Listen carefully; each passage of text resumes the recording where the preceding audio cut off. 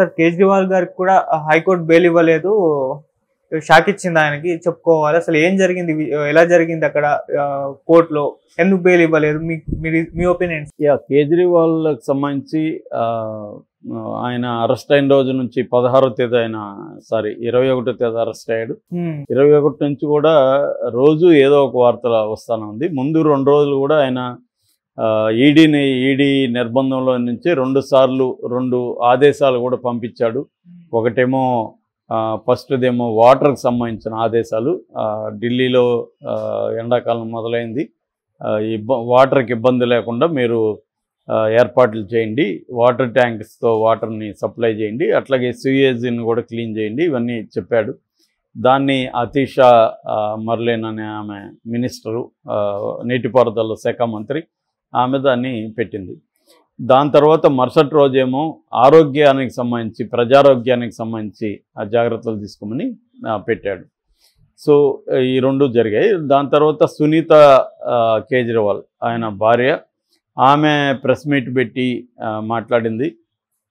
ఆమె ఈయన కుర్చీలోనే కూర్చోవడం వల్ల బీజేపీ వాళ్ళు, ముఖ్యంగా బీజేపీ అనురాగ్ ఠాకూర్ మినిస్టరు, కాబోయే ముఖ్యమంత్రి ఈమె, ఎందుకంటే ఈయన ఇప్పుడిప్పుడే జైలు నుంచి రాడు. తర్వాత రబ్రీదేవ్ లాగా, లల్లు ప్రసాద్ యాదవ్ అరెస్ట్ చేసినప్పుడు రబ్రీదేవ్ ఎలాగైతే సీఎం అయిందో ఈమె కూడా అలాగవుతుందని అతను ప్రకటించాడు. ఇప్పటివరకు ఆప్ అయితే ఆ రకంగా నిర్ణయాలు తీసుకోలేదు. జైలు నుంచే ఈయన పరిపాలన చేస్తాడని అతీషా మాట్లాడారు. బట్ నిన్న లెఫ్టినెంట్ గవర్నర్ ఒక స్టేట్మెంట్ ఇచ్చాడు, జైలు నుంచి పరిపాలన నేను కొనసాగనివ్వనని ఆయన చెప్పాడు. దాని మీద కూడా ఆపుకి ఆయనకి మధ్య మాటల యుద్ధం మొదలైంది. అంటే ఆయన ఏమన్నా బర్తరఫ్ చేస్తాడా ప్రభుత్వాన్ని అనేది కూడా చర్చ జరుగుతుంది. మామూలుగా అయితే రాజ్యాంగపరంగా ఒక ముఖ్యమంత్రి జైలు నుంచి ప్రభుత్వాన్ని నడపకూడదు అని ఎక్కడా లేదు. కాకపోతే ప్రాక్టికల్గా అది అసాధ్యం. ఏదైనా కోర్టు ప్రత్యేకమైన ఆయనకు వెసులుబాటు కల్పిస్తే తప్ప, అంటే జైలు కాకుండా ఇల్లే జైలుగా ఏదైనా మార్చి చేస్తే తప్ప, అదర్వైజ్ జైలు మాన్యువల్ అలాంటిది ఒప్పుకోదు. రోజు కలుస్తాం మేము వెళ్ళంటే కుదరదు. సో జైలు మాన్యువల్కి ఒక రూల్స్ ఉంటుంది, వారానికి 2 సార్లు ములాఖాత్ ఉంటాయి. అడ్వకేట్లు కాబట్టి రోజు కూడా కలిసే పర్మిషన్ తీసుకోవచ్చు. అంతేగాని అడ్వకేట్ల ద్వారా కావాల్సింటే ఆయన ఏమన్నా నడిపే అవకాశం ఉంది. కానీ అదంత ఈజీ కాదు. ఒక ముఖ్యమంత్రిగా 24 hours పని చేయాల్సి ఉంటుంది. జైల్లో అట్లా కుదరదు. అనేక నిర్ణయాలు స్పాట్లో తీసుకోవాలి. కాబట్టి ఈరోజు కాకపోయినా రేపైనా ఆయన ఖచ్చితంగా తన తరపున ఎవరినో ఒకరిని ముఖ్యమంత్రిగా పెట్టాల్సిన పరిస్థితి అయితే ఏర్పడుతుంది. అయితే ఆయనకు సంబంధించి ప్రెజర్ అయితే ఇంటర్నేషనల్ ప్రెజర్ స్టార్ట్ అయింది.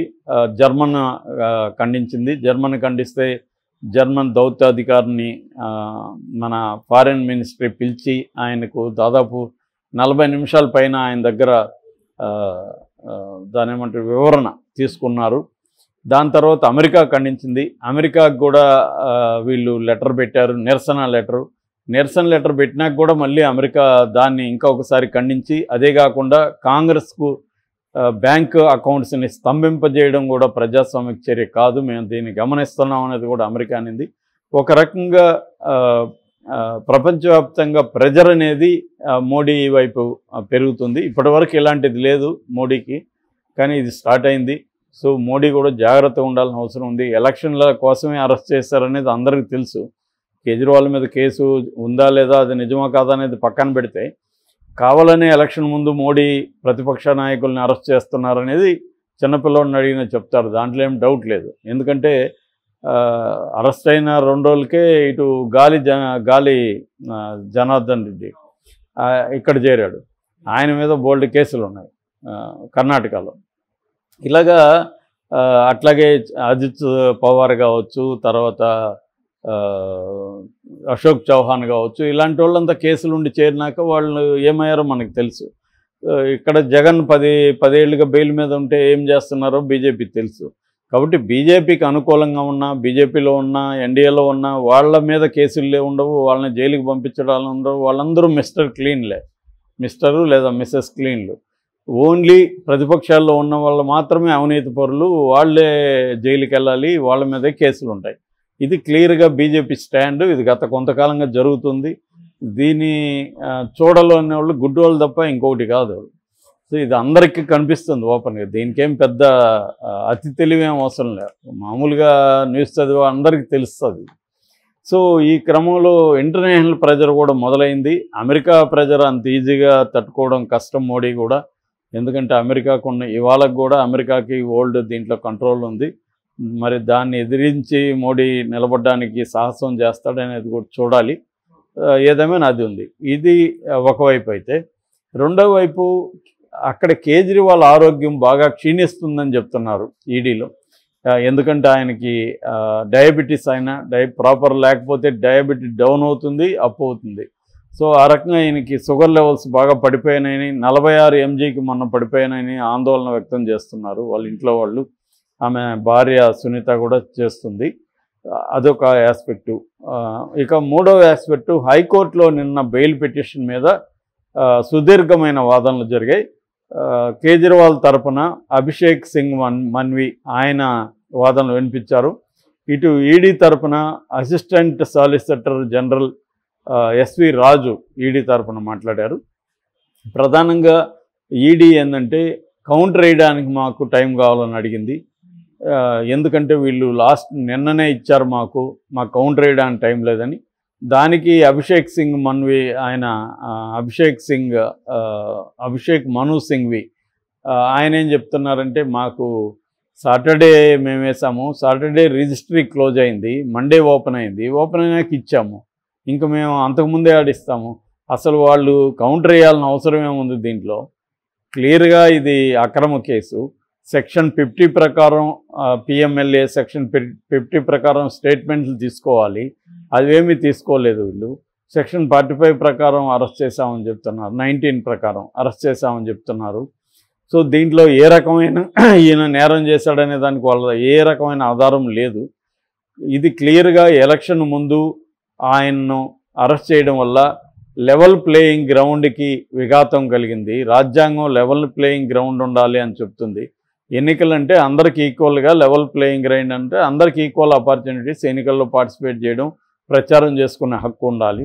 అది లేకుండా చేసిందని చెప్తున్నారు. ఈ కాంటెక్స్లో మనకు చంద్రబాబు తరపున ఆర్గ్యుమెంట్స్ జరిగినప్పుడు కూడా సాక్షాత్తు హైకోర్టు జడ్జి గారు మల్లికార్జునరావు గారు ఇదే వాదన ఆయన కూడా చేశారు. అంటే ఒక ప్రతిపక్ష నాయకుడిని అరెస్ట్ చేసి జైల్లో పెట్టడం వల్ల ఆ పార్టీ పొలిటికల్ యాక్టివిటీలన్నీ కూడా స్తంభిస్తాయి, అందువల్ల ఇది ఆ పార్టీకి కూడా ఇబ్బంది అవుతుందనేది ఆయన్ని బెయిల్ ఇవ్వడానికి వన్ ఆఫ్ ద కాజెస్ అనమాట అది. మరి అదే కాదు దీనికి వర్తించదా అనేది అభిషేక్ మను సింఘ్వి మాట్లాడుతున్నాడు. సో ఇక్కడ ఏంటంటే మనకి చూస్తే కోర్టు ఒక తీర్పు ఉంటుంది, వ్యక్తులను బట్టి ఒక తీర్పు ఉంటాయి. కోర్టులు కూడా అందరికీ ఒకటే కనపడదు. మనం ఒక కామన్ మ్యాన్గా అబ్జర్వ్ చేస్తున్నప్పుడు ఇక్కడేమో కోర్టు చంద్రబాబును అరెస్ట్ చేసి జైల్లో పెడితే ఆయన పార్టీకి లెవెల్ ప్లేయింగ్ గ్రౌండ్ ఉండదు కదా అని ఇక్కడ మాట్లాడుతుంది. అక్కడే మరి హైకోర్టు దాన్ని పట్టించుకోవట్లేదు. మనసింగ్ ఎంత మాట్లాడినా అది పట్టించుకోకుండా కౌంటర్ వేయమని చెప్తుంది. కౌంటర్ వేయాల్సిన అవసరం ఉంది కేసులో అనేది ఈయన మాట్లాడుతున్నాడు. కౌంటర్ వేయడానికి వాళ్ళకి 1 day టైం కూడా సరిపోదా, దీంట్లో ఏముంది కౌంటర్ వేయడానికి, వాళ్ళ దగ్గర ఏం ఆధారాలు లేవు అని ఆయన చెప్తున్నాడు. కానీ కోర్టు ఏంటంటే పిఎంఎల్ఏ, నేను నిన్న చెప్పాను, పిఎంఎల్ఏ చట్టం అంత ఈజీగా ఎవరికి బెయిల్ ఇవ్వడానికి ఒప్పుకోదు. ట్విన్ కండిషన్స్ పాటించాలి. అంటే అతను నిర్దోషాన్ని నమ్మాలి, బెయిల్ ఇచ్చిన తర్వాత అతను పోయి నేరం చేయడాన్ని నమ్మాలి.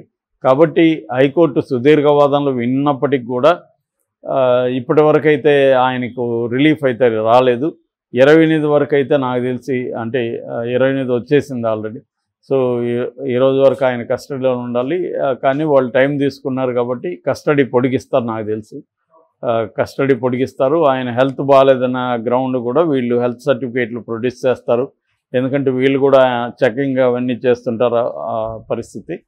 ఏదేమైనా ఈయనకి హైకోర్టు అయితే ఊరట అయితే ఇప్పటివరకు కలగలేదు, కలుగుతుందని కూడా హోప్ లేదు. దీని తర్వాత సుప్రీంకోర్టుకి వెళ్ళినా కూడా సుప్రీంకోర్టు కూడా నాకు తెలిసి ఏం చేసే పరిస్థితి ఉండదు. ఎందుకంటే పిఎంఎల్ఏ చట్టం అటువంటిది. ఆల్రెడీ దీంట్లో ఆపుకు సంబంధించిన 3 జైల్లో ఉన్నారు. డిప్యూటీ సీఎం మనీష్ సిసోడియా ఉన్నాడు, మంత్రి సత్యేంద్ర జైన్ ఉన్నాడు, సంజయ్ సింగ్ ఎంపీ ఉన్నాడు. 3 జైల్లో ఉన్నారు.